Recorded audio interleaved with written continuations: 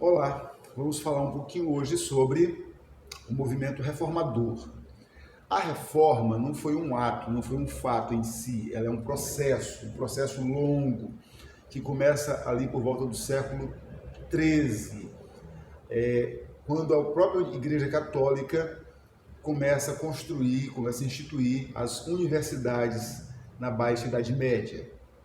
Nessas universidades católicas, era comum a leitura dos clássicos, né? Platão, Aristóteles, se discutiam os patriarcas da igreja, como Jerônimo, Agostinho, e o ensinamento destes patriarcas, confrontado com as filosofias clássicas de Cícero, Platão e Aristóteles, gerava um sentimento crítico muito grande. Então, dentro da própria igreja, começa um movimento no baixo clero de críticas à Igreja Católica. Enquanto o baixo clero faz as suas críticas e é duramente reprimido pela Santa Inquisição, no meio do campesinato, extremamente oprimido e humilhado pelos senhores feudais, por um sistema decadente e que só sobrevivia devido à superexploração do trabalhador, também surgiram movimentos de contestação ao clero.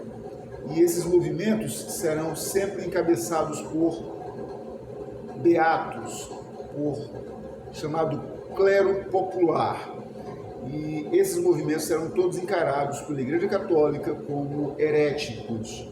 E essas heresias serão duramente perseguidas pela Santa Inquisição.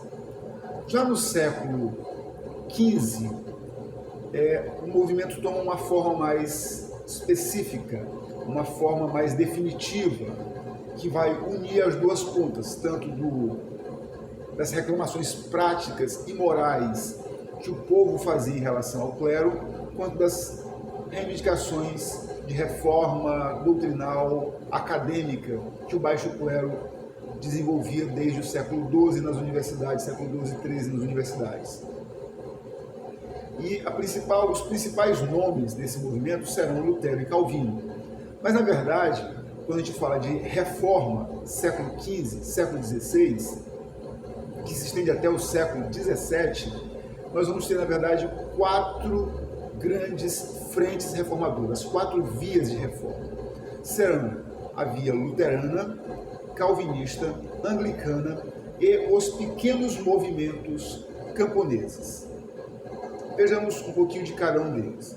Lutero criticava principalmente os meios pelos quais a igreja identificava o processo salvífico, a questão de como as pessoas serão salvas. A religião, nós sabemos, existe unicamente com essa finalidade, o pós-mortem, né? A construção de uma vida terreal que nos conceda direitos à eternidade. Se não for pela esperança de eternidade, ninguém precisa de religião. Ninguém pratica religião, qualquer que seja ela. Todas as religiões sempre apontam para o futuro após a morte, né? Então, por essa razão, os materialistas dizem que a religião é o ópio do povo, é o engano, é o engodo, né?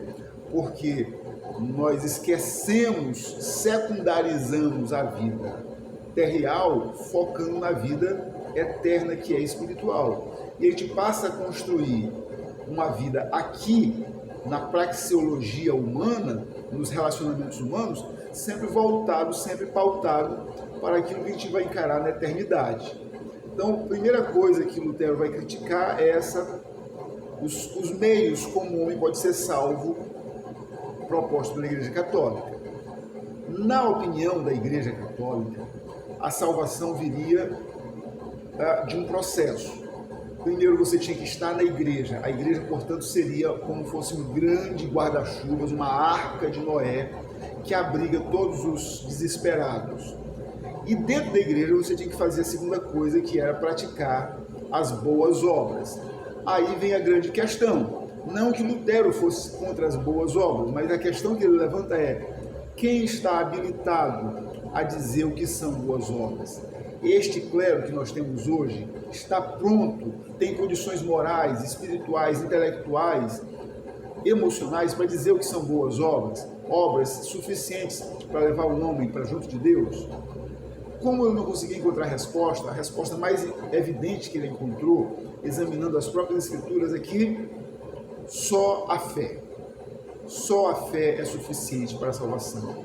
As obras devem ser decorrentes da fé e não condição para a salvação. Portanto, o cristão faz boas obras porque é salvo e não para ser salvo. Esta é a visão luterana. Lutero ainda acreditava que o homem já nasce pecador. E não é o que ele faz que o torna pecador, mas o que ele é o torna pecador. E isso é uma distinção clara entre ele, Lutero, e a Igreja Católica. Para a Igreja Católica, é o que o homem faz que o torna pecador, enquanto para Lutero o homem já nasce nessa condição e isso não pode ser alterado. O segundo reformador, que é Calvino, vai pensar da mesma forma. Ele acredita que o homem também nasce pecador, porém, ao contrário de Lutero, ele não acha que o homem seja capaz sequer de ter boas obras ou de ter fé para ser salvo. Quem vai salvar o homem, portanto, em Calvino, é um decreto anterior à própria criação do universo, quando Deus escolheu unilateralmente quem seria salvo ou não. A esta condição, nós damos o nome de predestinação. Deus já fez algumas pessoas que vão nascer para serem salvas, porque Ele livremente escolheu essas pessoas, e outras pessoas Ele livremente rejeitou. E não importa o que elas façam, elas irão sim para o inferno no final de toda a história.